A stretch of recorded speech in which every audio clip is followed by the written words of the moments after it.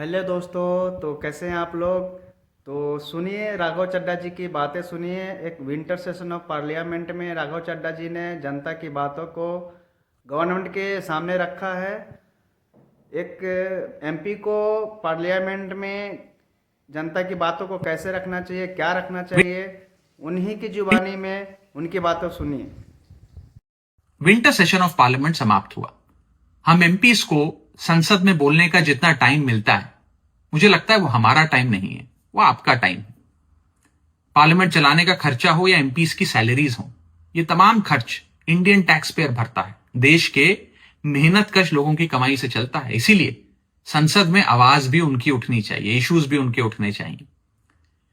ताकत एक एमपी की आवाज में, उसकी पोजीशन या पद में नहीं, असली ताकत है आपकी आवाज में। जैसे आज से कुछ दिन पहले जब मैंने एयरपोर्ट पर मिल रहे महंगे खाने की बात रखी, उसे आपने अप्रिशिएट किया, खूब स्प्रेड किया, लाइक किया, उसे शेयर किया, और वो चीज सही कानों तक पहुंची।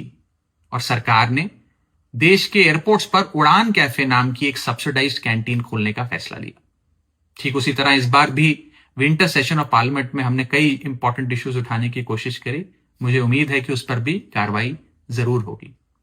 इस बार इस सत्र में हमने एक गिग वर्कर्स की हालातों को लेकर बात रखी, यानी कि जोमैटो, स्विगी या ब्लिंकिट, जेप्टो के जो डिलीवरी पार्टनर्स हैं, राइडर्स हैं, उनकी बात रखी। कैपिटल गेन टैक्स को कम करने की जरूरत है, इंडियन इन्वेस्टर को प्रमोट करने की जरूरत है, उसकी बात रखी। जीएसटी की दरों में गिरावट जरूर आई, लेकिन कई प्रोडक्ट के प्राइसेस में उतनी गिरावट नहीं देखी गई, उसकी बात रखी। देश में एक टोकनाइजेशन बिल लाने की जरूरत है, उसकी बात रखी।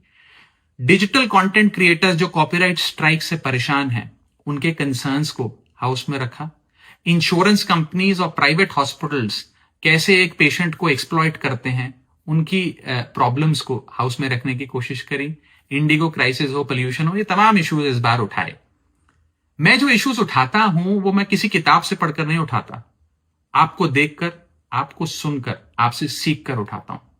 मैं उम्मीद करता हूं कि अगले सेशन ऑफ पार्लियामेंट में भी मैं आपके इश्यूज उठा सकूं। आप प्लीज मुझे बताते रहिए अपने इश्यूज भी, अपने कंसर्न्स भी, और अपने सुझाव, अपने सजेशंस भी।